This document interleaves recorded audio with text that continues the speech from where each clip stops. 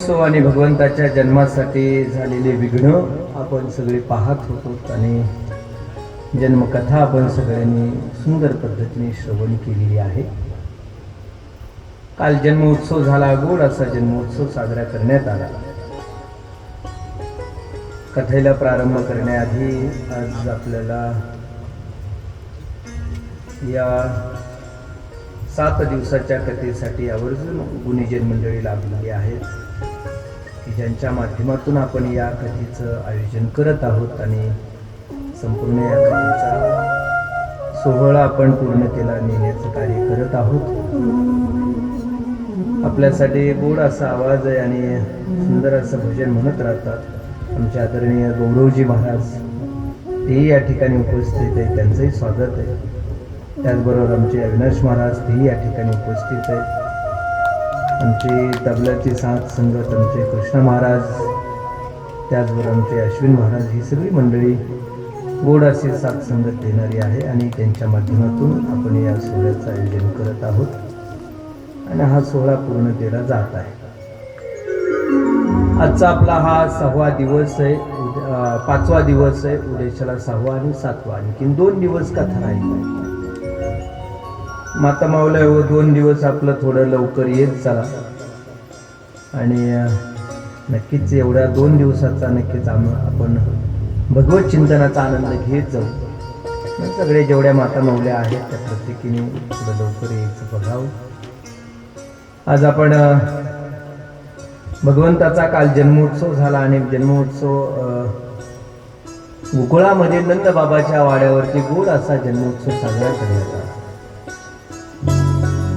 आणि ज्यावेळेस वसुदेव महाराजांनी नंदबाबाच्या घरी जी मुलगी जन्माला आली होती तिला घेऊन गेल्याच्या नंतर कंसाने तिला मारण्याचा प्रयत्न केला. आकाशवाणी झाली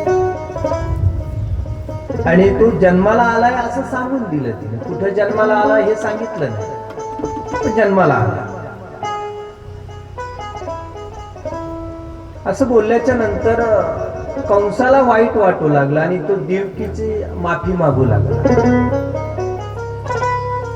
कंस म्हणू लागला, देवकी बहीण नाही ना त्याची, मी तुझी लेकरं विनाकारण 6 लेकरं विनाकारण मारले मी तुझे. माणसं जशी खोटी बोलतात ना तसा हा भगवंत सुद्धा खोटा बोललाय. माणसं जशी खोटी बोलतात तशी आकाशवाणी सुद्धा खोटी ठरली आणि खोटी बोलली आकाशवाणी की 8वा पुत्र तुझ्या पोटी जन्माला येईल आणि तो मला मारेल. अरे तुझ्या पोटी तर मुलगी जन्माला आली ना.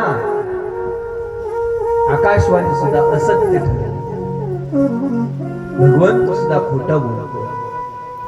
सामान्य माणसं जशी बोलतात त्या पद्धतीने तोही माफी माफी मागू लागले. देवकीची तुझ्यावर अन्याय केला, तुझ्यावर अत्याचार केला. वसुदेव महाराजांची सुद्धा माफी मागू लागला. मित्रा,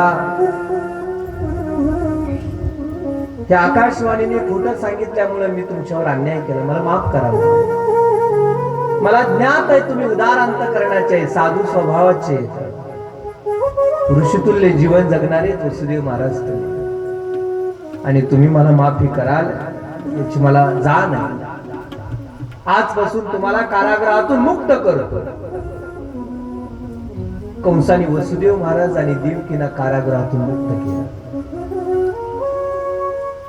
आणि कंस तिथून निघून गेला. दुसऱ्या दिवशी दरबार भरल्याच्या नंतर कंसाने हातातून सुटलेली जी मुलगी आहे तिची आकाशवाणी सांगायला सुरुवात केली. तोपर्यंत त्याचे जे सैनिक होतं, तोपर्यंत त्याचे जे अष्टप्रधान मंत्रिमंडळ होतं, त्यांना कळालं की देवकी माता आणि वसुदेवांना कंसाने कारागृहातून मुक्त केलं. पण ज्यावेळेस पुन्हा त्यानं राजसभा भरवली आणि राजसभा भरवल्याच्या नंतर राजसभेमध्ये कालचा जो घडलेला इतिहास आहे, घडलेला प्रसंग आहे की हातातून ती मुलगी आणि आकाशामध्ये गेली आणि तिने आकाशवाणी केली.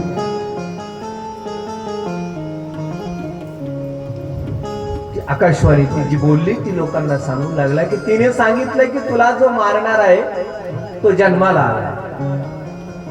जन्माला आला असं बोलल्याच्या नंतर कंस म्हणू लागला पण देवकीच्या पोटी जन्माला येईल असं सांगितलं होतं, पण तो देवकीच्या पोटी जन्माला आलेला नाहीये. पण तिनं सांगितलं तो जन्माला आला. तिचंही असत्य असू शकत नाही. लग्नाच्या वेळेस ज्यावेळेस आपण मी माझ्या बहिणीला वाटा लावत होतो त्यावेळेस जी आकाशवाणी झाली तीही असत्य असू शकत नाही. मग ते मंत्रिमंडळ होतं ते म्हटले महाराज हे जे देवाधिक असतात विष्णू हे देवाधिक आहेत ना, हे छल करणारे आहेत, कपट करणारे आहेत. आपल्यावर आजपर्यंत आतापर्यंत जेवढे आपले राक्षसांची वंशज झाली, जेवढी काही राक्षस झाली सगळ्यावर त्यांनी कपटानेच अन्याय केला, कपटाने त्यांनी त्यांचा मृत्यू त्यांचा वध केला. म्हणून हा विष्णू अत्यंत कपटी आहे, अत्यंत छली आहे. आपल्या या मथुरा परिसरामध्ये आतापर्यंत जेवढी लेकरं जन्माला आली असतील त्या सगळ्या लेकराला आपण मारून टाकू. आता कंसही क्रूरच होता, त्याची प्रधान मंडळी सुद्धा क्रूरच. मग सांगायला सुरुवात केल्याच्या नंतर मग जेवढी परिसरातली लेकरं जन्माला आली ती सगळी मारायला सुरुवात केली. इतका त्रास द्यायला सुरुवात केली, लेकरं मारायला सुरुवात केली, गाया मारायला सुरुवात केली, ब्राह्मणांची हत्या करायला सुरुवात केली, ऋषीमुनींना त्रास द्यायला सुरुवात केली. आणि असा हाहाकार संपूर्ण मथुरा परिसरामध्ये. आणि इकडे नंद बाबाच्या वाड्यावरती भगवंताचा जन्मोत्सव साजरा होत आहे. ज्यावेळेस नंद बाबाचा मुलगा झाला हे पाहण्यासाठी मग जन्मोत्सव साजरा झाला आणि मग सगळ्या गवळणी त्याला पाहण्यासाठी येऊ लागल्या. रोज गवळणी येऊ लागल्या पाहण्यासाठी. काल जेवढ्या होत्या त्यापेक्षा अधिक आजही वाढत गेल्या. रोज दिवसेंदिवस त्याला पाहण्यासाठी गवळणी येऊ लागल्या. हरी गवळण म्हणती गवळणीला, गवळण म्हणती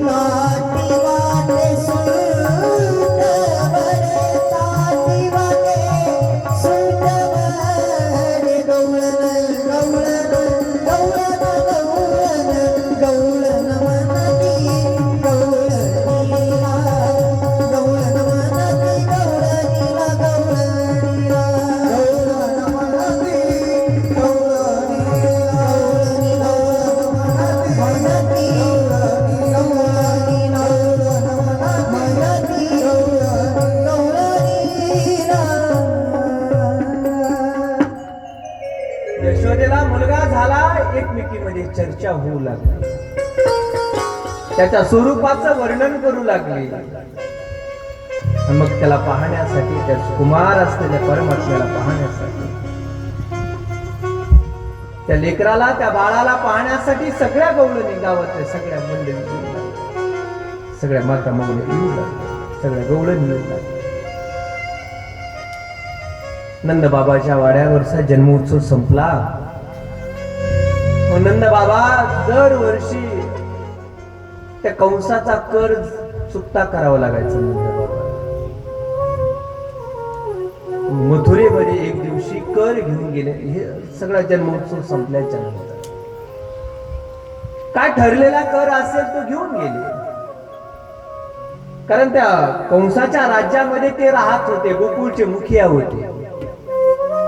गोकुळ गाव त्यांच्याकडे सांभाळायला दिलेलं होतं.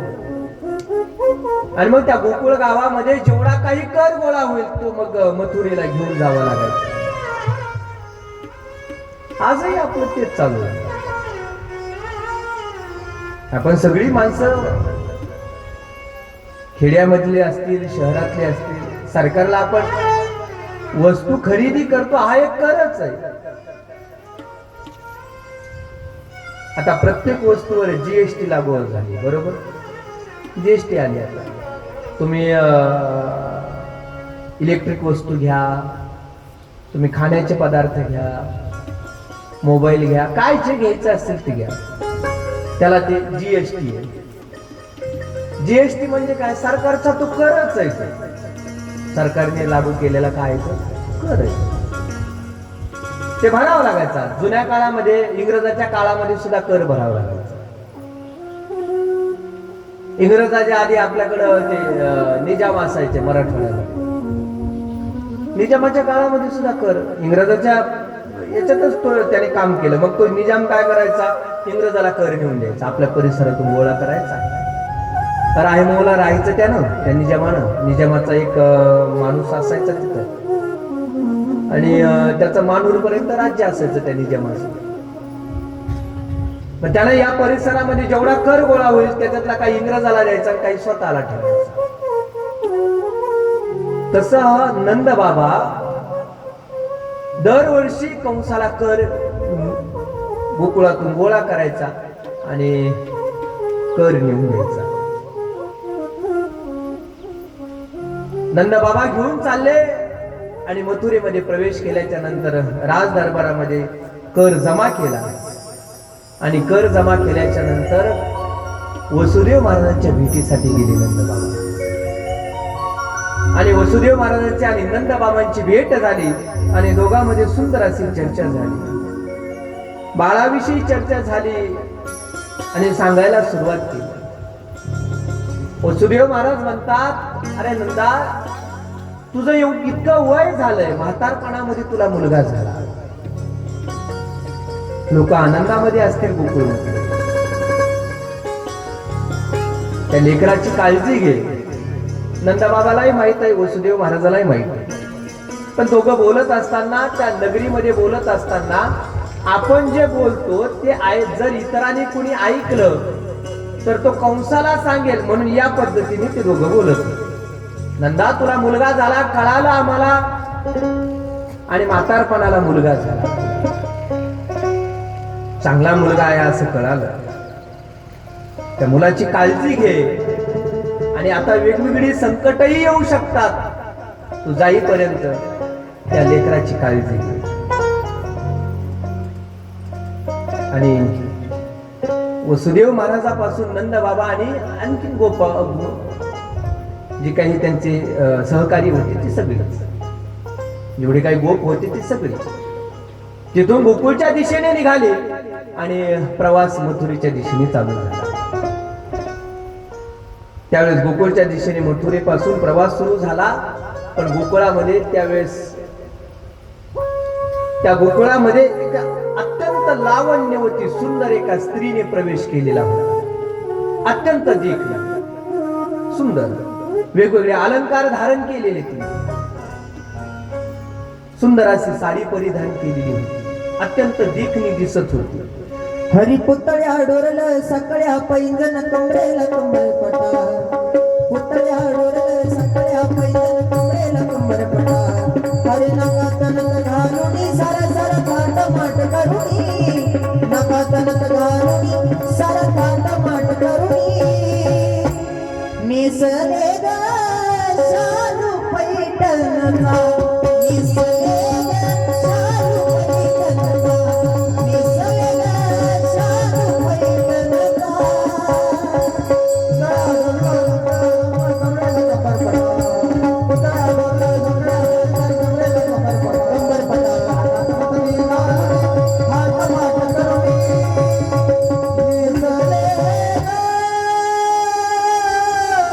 नेसले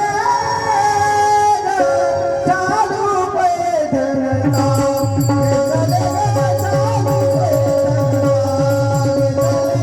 चालू पैठणचा हो नाव ठेवू नका कुणी ग बाई मला नाव ठेवू नका कुणी नाव ठेवू नका कुणी ग बाई मला नाव ठेवू नका कुणी पुतळ्या पुतळ्या डोरले डोरले हरी पुतळ्या डोरले सगळ्या पैठण कमरेला कंबर पटा हरी पुतळ्या डोरले सगळ्या पैठण कमरेला कंबर पटा नाकात हरी नकात घालूनी सरसर नाट माट करूनी नकात घालूनी सर नाट माट करूनी नेसले नेसले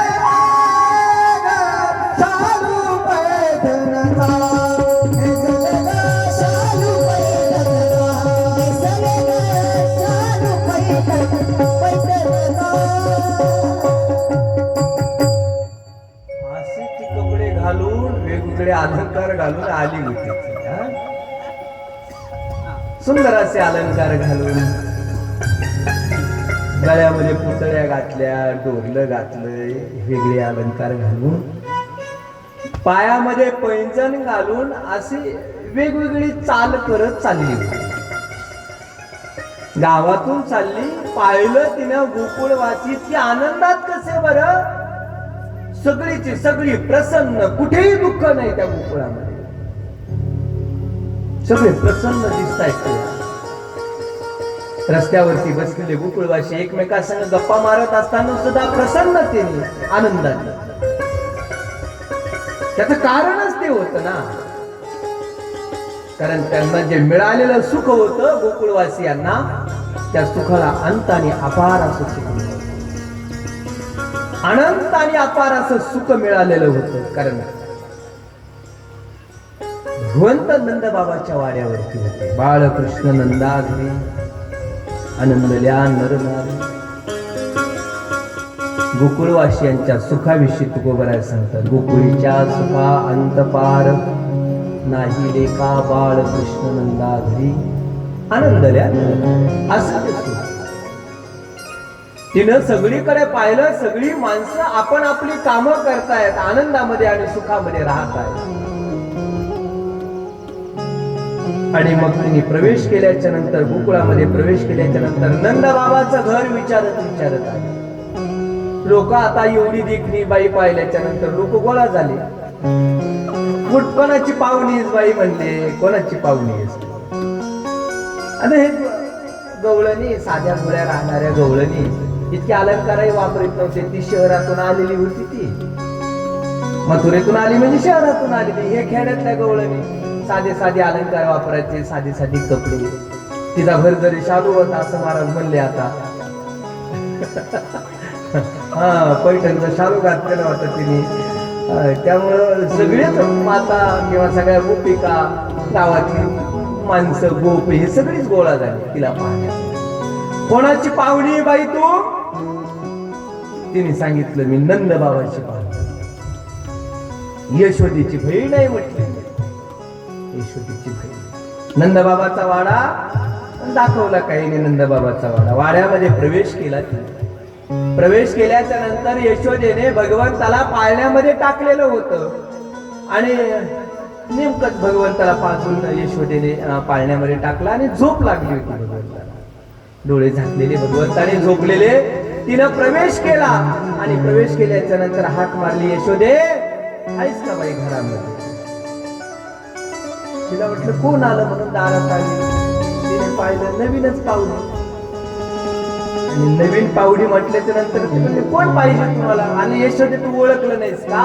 मी तुझी बहीण आहे. माझी बहीण? मला तर बहीण नाही.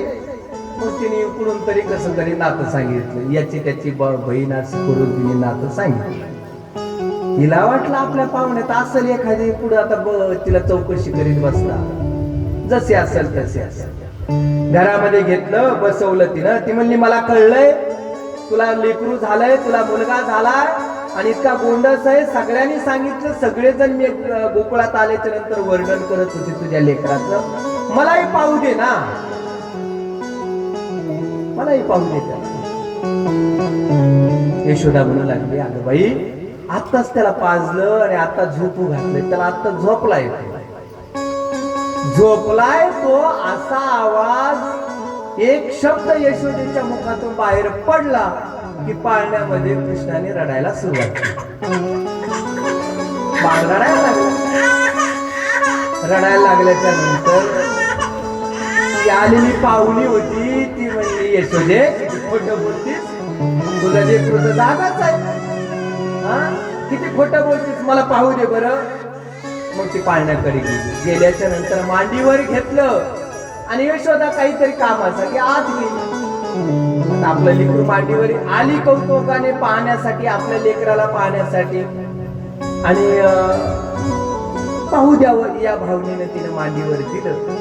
आणि मांडीवर दिल्याच्या नंतर यशोदा काहीतरी कामासाठी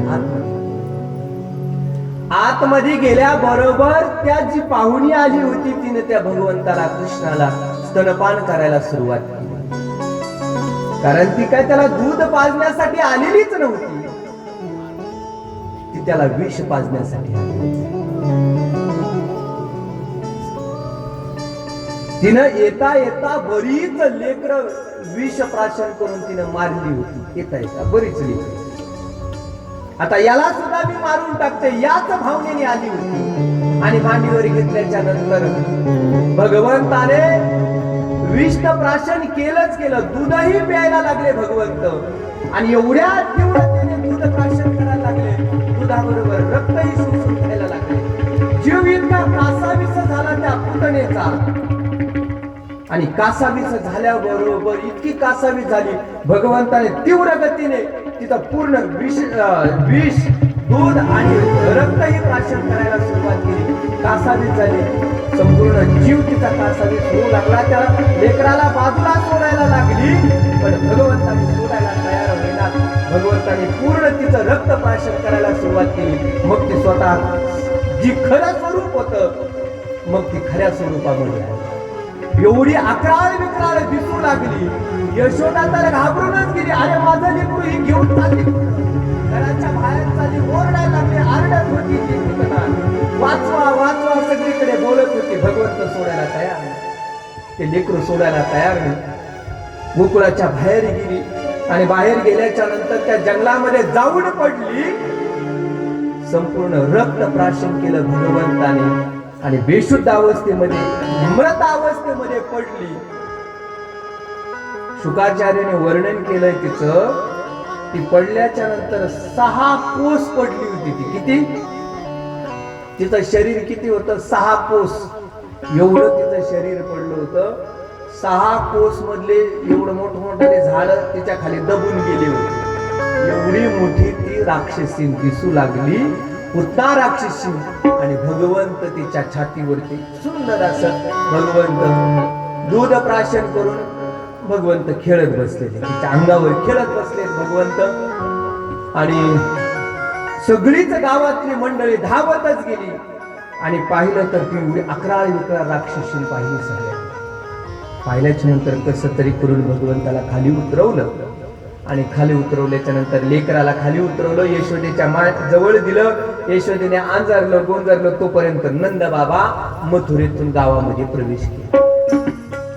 नंद बाबा आणि गोप प्रवेश करता क्षणी त्यांना वेगळं जाणवत होतं, काहीतरी गोकुळामध्ये अघटित घडत आहे, काहीतरी अघटित घडत आहे असं जाणवत. आणि प्रवेश केल्याबरोबर लोक सांगायला लागले, सगळे गोप सांगू लागले, गोपाळ सांगू लागले, गवळणी सांगू लागले की ही कुणीतरी आली होती देखणं रूप धारण करून, की पुतना असं म्हणून नाव आहे हिचं. आणि भगवंताला कृष्णाला आता मारायला सुरुवात केली.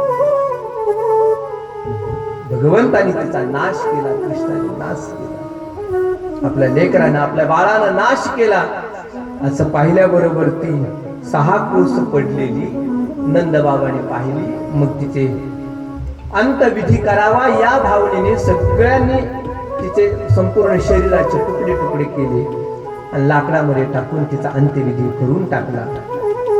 पुतना होती तरी कोण, जरी विष पाजण्यासाठी आली असली तरी भगवंताने तिचा उद्धारच केला. ज्यावेळेस वामनाचा अवतार झाला बटू वेशामध्ये अदितीच्या पोटी वामन भगवान जन्माला आले आणि वामन भगवान जन्माला आल्याच्या नंतर बळीच्या दारामध्ये भिक्षा मागण्यासाठी भगवान वामन उभा होते.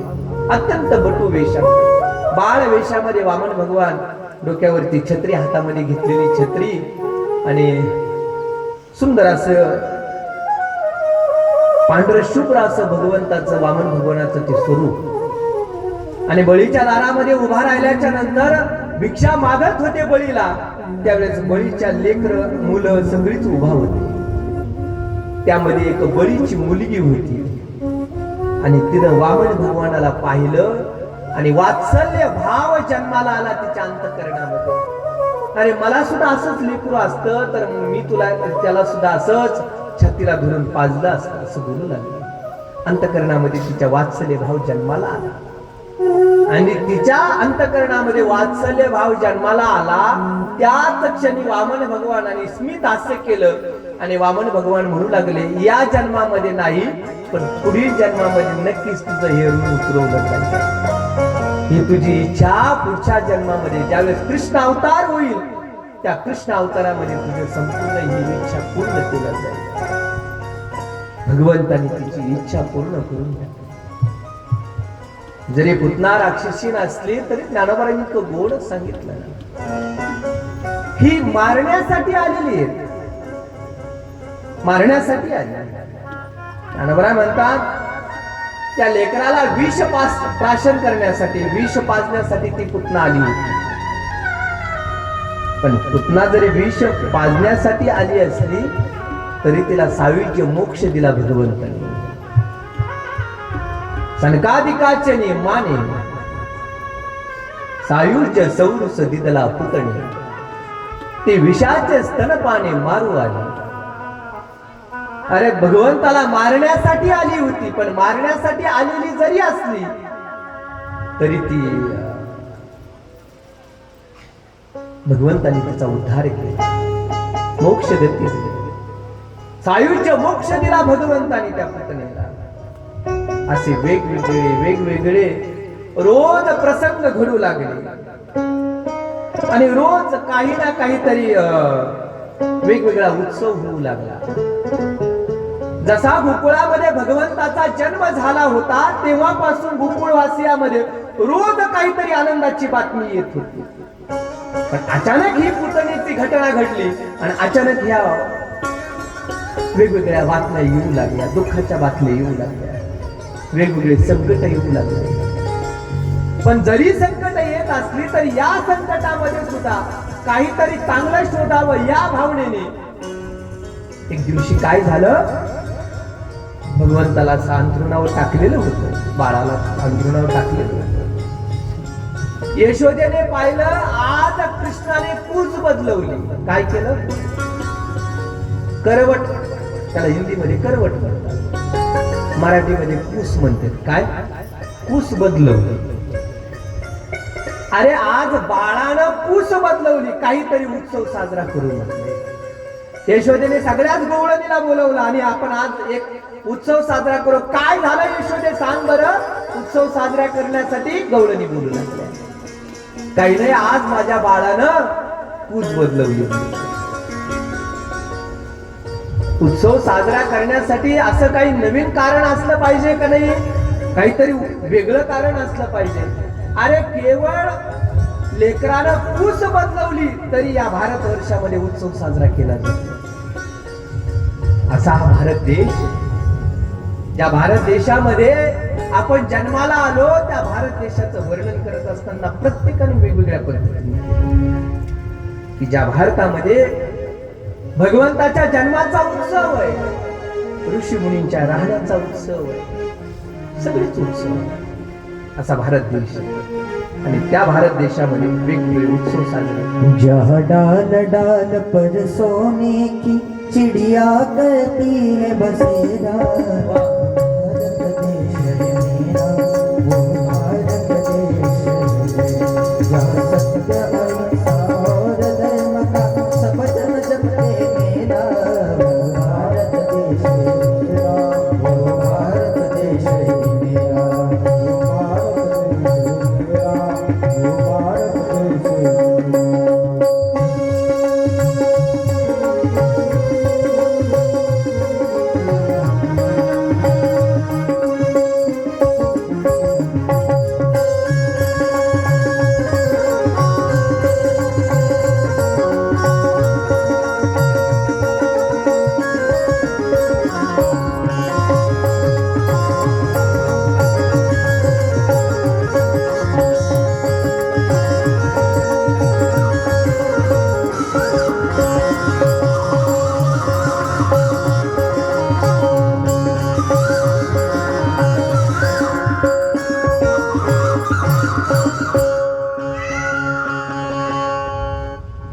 अरे लेकराने पूस बदलवली तरी या भारत देशामध्ये त्याचा उत्सव साजरा केला.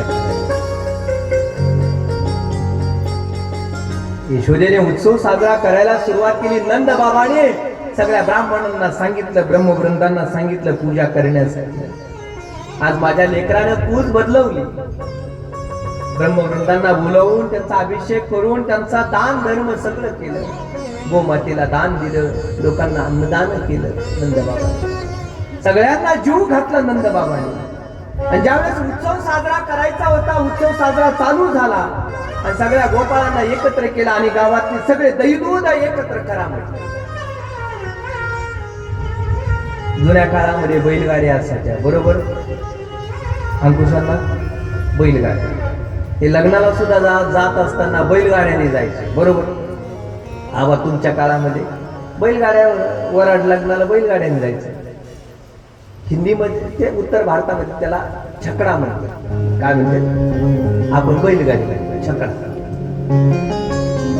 ते एक छकड्यामध्ये सगळे दही दुधाचे मोठमोठे गाडगे भरून ठेवलेले होते. जे काही अन्न आणलं होतं ब्राह्मणाला देण्याचं ते सुद्धा काही छकड्यामध्ये भरून ठेवलेलं होतं. त्या गाड्यामध्ये भरून ठेवलेलं होतं. आणि उत्सव बराच वेळ चालू होणार आहे, चालू राहणार आहे.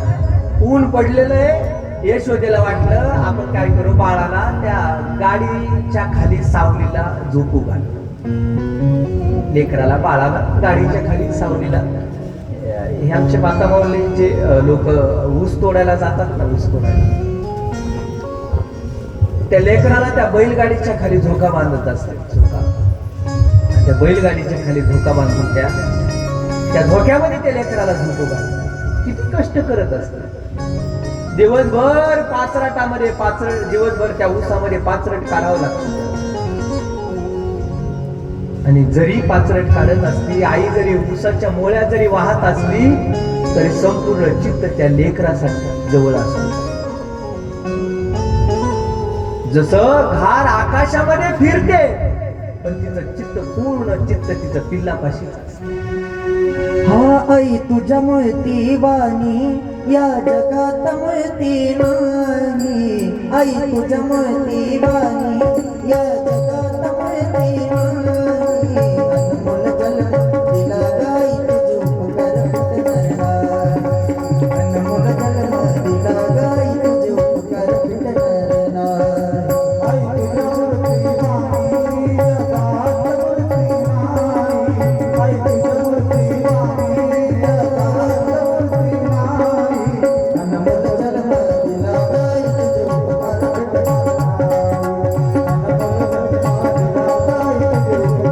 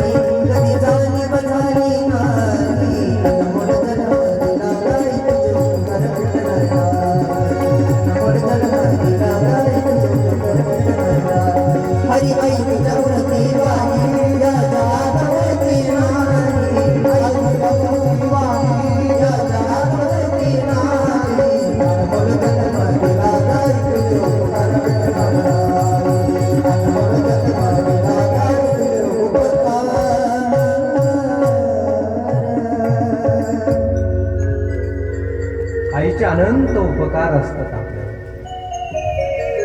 जन्माला आल्यापासून आपल्याला चालायला शिकवलं, बोलायला शिकवलं, सगळ्या गोष्टी ती करत राहते. आपलंच करते असं नाही. आई असे जगाच्या मालकाचं सुद्धा केलंय तिने यशोदेच्या रूपाने. म्हणून जसं प्रत्येकापर्यंत भगवंताला जाता येत नाही, मग भगवंताने आई अशी जन्माला घातली, आई एक स्वरूप जन्माला घातलं की ती प्रत्येकापर्यंत जाता येईल असं. नितांत प्रेम करत होती आपल्या बाळावरती यशोदा.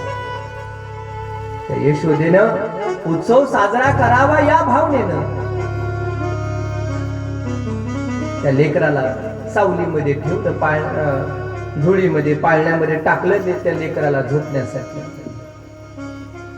आणि टाकल्याबरोबर ती आपल्या कामासाठी निघून गेली. त्या सोहळ्याचं जमवाजमव चालू होती, ब्राह्मणांची पूजा करणं चालू होतं. आणि त्या गाडीखाली, त्या छकड्याखाली भगवंताला ठेवलेलं होतं, पण तो छकडा अचानक चालायला लागला. भगवंत रडायला लागले, पण भगवंताच्या रडण्याचा आवाज यशोदेपर्यंत गेलाच नाही. तो अचानक चालायला लागला. अचानक चालायला लागला. त्याला चालवणारा असुर होता, शकटासुर नावाचा असुर. आणि तो भगवंताला मारण्यासाठी, भगवंताचा नाश करण्यासाठी, त्या बाळाचा नाश करण्यासाठी कंसाने पाठवलं. ज्यावेळेस शकटासुराने प्रवेश केला, त्या छकड्यामध्ये प्रवेश केला आणि प्रवेश केल्याबरोबर भगवंत रडायला लागले आणि पाय अशा लहान लेकर पाय त्या पद्धतीने पाय सायकल चालवतात त्या पद्धतीने पाय हलवत होते आणि मोठमोठ्याने रडत होते. पण यशोदा अंतरावर होती, ऐकून जात नव्हतं. भगवंताने, कृष्णाने एवढे पाय हलवले की पायात एक पाय त्या गाड्याला लागला, त्या छकड्याला लागला, त्या गाडीला लागला आणि ती इतकी उंच उडाली की ती संपूर्ण तिचे तुकडे तुकडे होऊन गेले. पाहिलं त्या गोपाळांनी हे सगळं प्रत्यक्ष. अरे त्या बाळाने लात मारली फक्त त्या गाड्याला आणि तिथे शकटासुराचा नाश झाला. फक्त त्या बाळाने लात मारली तर तेवढा चकनाचूर होऊन गेला तो. आणि आवाज आल्याच्या नंतर नंदा बाबा, सगळे गोप आणि सगळ्या गवळणी आणि यशोदा धावतच बाहेर आली. तर ते पाहिलं तर कृष्ण बाजूला पडलेला, तो जो गाडा बाजूला पडलेला, संपूर्ण चुरा झालेला त्या गाड्याचा. ती लहान लहान लेकरं त्या नंद बाबाला, यशोदेला सांगू लागली, बाबा या बाळानं त्या गाड्याला पाय मारला आणि त्याचा चुरा झाला. विश्वासच बसला ना कोण. कसं शक्य या लेकराने पाय मारावा, लात मारावी, एवढ्या मोठ्या गाड्याचा चुरावा. त्यांनी दुर्लक्ष केलं आणि त्या लेकराला आत घेऊन गेले. ते काहीतरी झालं असेल, आत घेऊन गेले आणि त्याचा सोहळा साजरा केला. अशी वेगवेगळी संकट सुद्धा येऊ लागली. कंसानं रोज एक असुर पाठवावा आणि त्या बाळाला मारण्यासाठी, पण कंसाकडे चांगली बातमीच गेली नाही, वाईटच बातम्या जाऊ लागल्या. अरे पुतनेचा नाश केला, पुतनेचा वध केला त्या बाळानं, शकटासुराचा सुद्धा वध केलाय. आता काय करावं?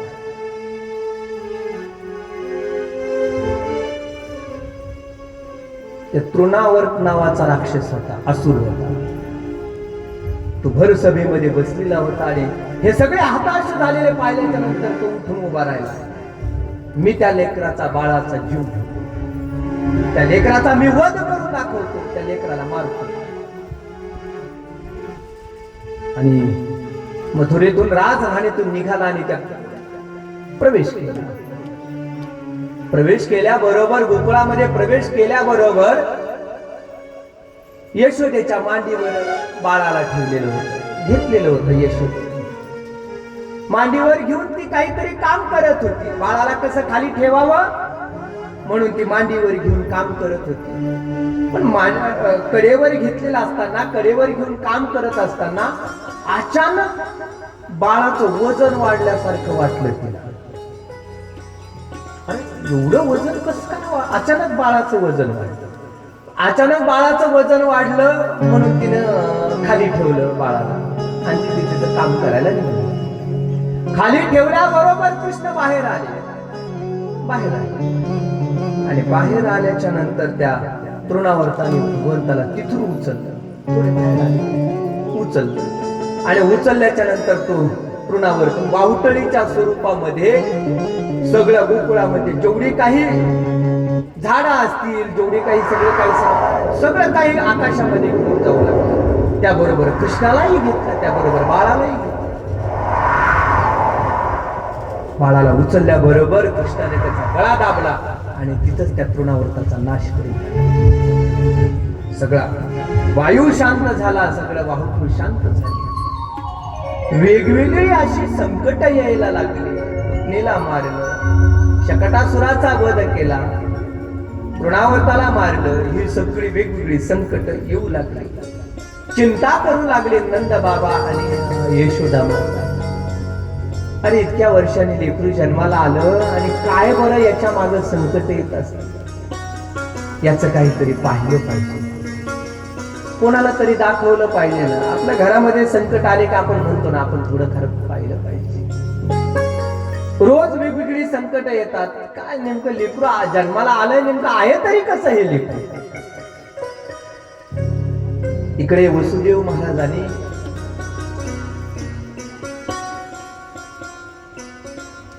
गर्गाचार्याला सांगितलं की तुम्ही गोकुळामध्ये जा आणि नंद बाबाच्या वाड्यावरती जे लेकरू आहे त्या लेकराचं नामकरण करा. यशोदा आणि नंद बाबा असा विचार करत असतानाच गर्गाचार्याने नंद बाबाच्या वाड्यावरती प्रवेश केला आणि गर्गाचार्याने पाहिल्याबरोबर नंद बाबा धावतच गेले. दर्शन घेतलं गर्गाचार्याने आणि दर्शन घेतल्याच्या नंतर आसनस्थ केलं, पाद्य पूजा केली यशोदेने, नंद बाबाने पाद्य पूजा केली गर्गाचार्याने. कसं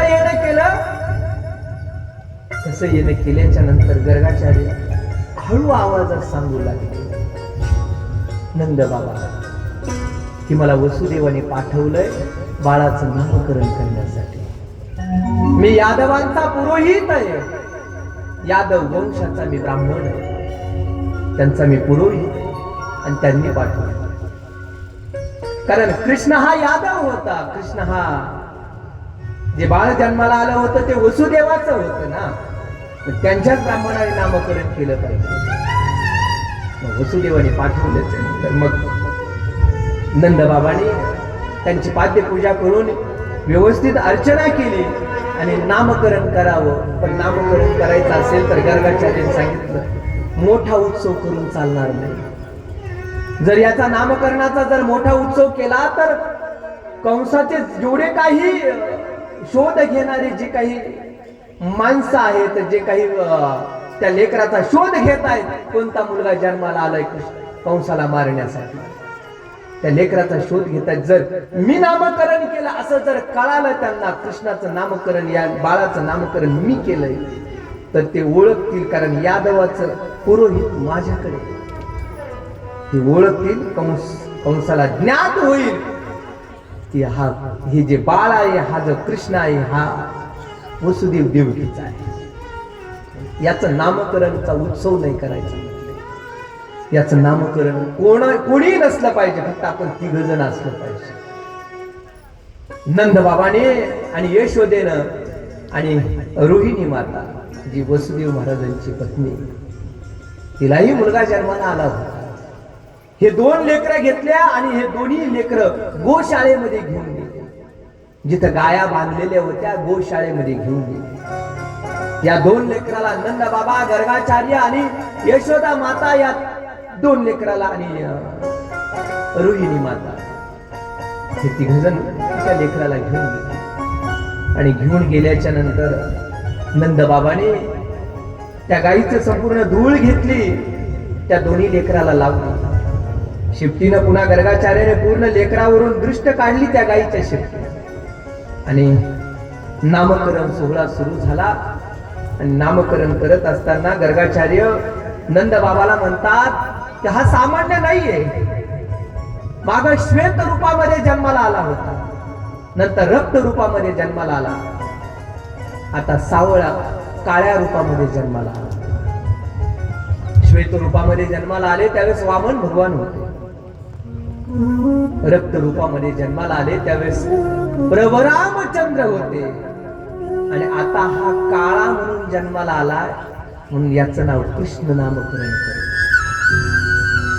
गर्गाचार्याने नाव सांगितलं, कृष्ण म्हणून नाव सांगितलं, नामकरण केलं कृष्णाचं.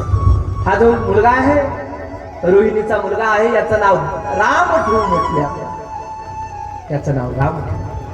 गर्गाचार्याने नाव ठेवलं, राम नाव ठेवलं. आणि बलदंड होता, शरीराने बलवान होता म्हणून लोक त्याला बलराम म्हणून लागले. असा असलेला भगवंताचं नामकरण सोहळा भगवंताच्या कृष्णाचं भगवंताचं आता बाळाचं नाव आता कृष्ण ठेवण्यात आले. मोठ्या बाळाचं नाव आता बलराम ठेवलं, राम ठेवलं आणि लहान्याचं कृष्ण नाव ठेवलं. आता कृष्णा राम आणि कृष्ण दोघेही आता रांगू लागले, आता बोलू लागले. आता थोडे थोडे एक एक एक एक आता रांगत असताना वेगवेगळ्या खोड्या आणि एक एक पाऊल आता भगवंत आता टाकायला लागले. हे बाळ कोणाचं गबाई बाई सावळवानाचं, हे बाळ बाई मनपत मनपत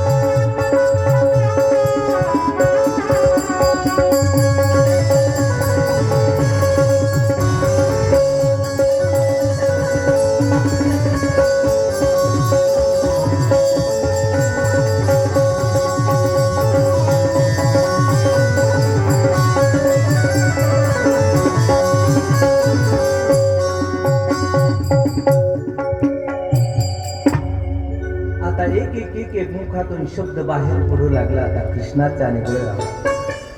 दोघं आता पाऊल एक एक पाऊल टाकतायत. तक्रार केली. एक दिवशी खेळत होते, बाहेर अंगणामध्ये खेळत होते. दादानं तक्रार केली, बळरामानं तक्रार केली की आई यशोदे कृष्णानं माती खाल्ली,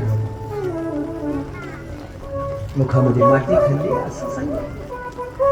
त्यावेळेस माती खाल्ली असं बोलल्याबरोबर बळराम दादाने तक्रार केल्याबरोबर आई मी माती खाल्ली. खोटं बोलतोय म्हटले बळराम. आई ग आई नाही खादली म्या माती आई ग आई नाही खादली म्या माती आई गाई आई खाल्ली गमाती आई गाई आई खाल्ली गमाती आई ग आई नाही खादली म्या माती आई ग आई नाही खादली म्या माती आई गाई आई खाल्ली गमाती आई गाई आई खाल्ली गमाती आई ग आई नाही खादली म्या माती आई ग आई नाही खादली म्या माती बैराम राजा खोट बोल बैराम राजा बैराम राजा खोट बोल बैराम राजा बैराम दादा खोट बोल बैराम राजा बैराम राजा खोट बोल बैराम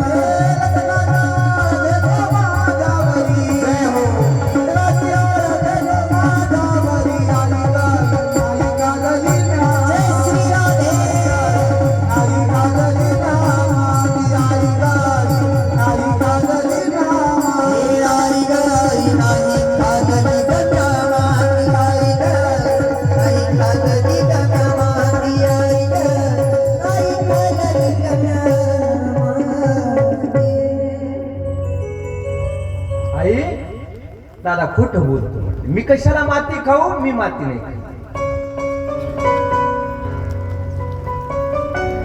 त्यावेळेस यशोदेने सांगितलं आकार म्हटलं ओ कर.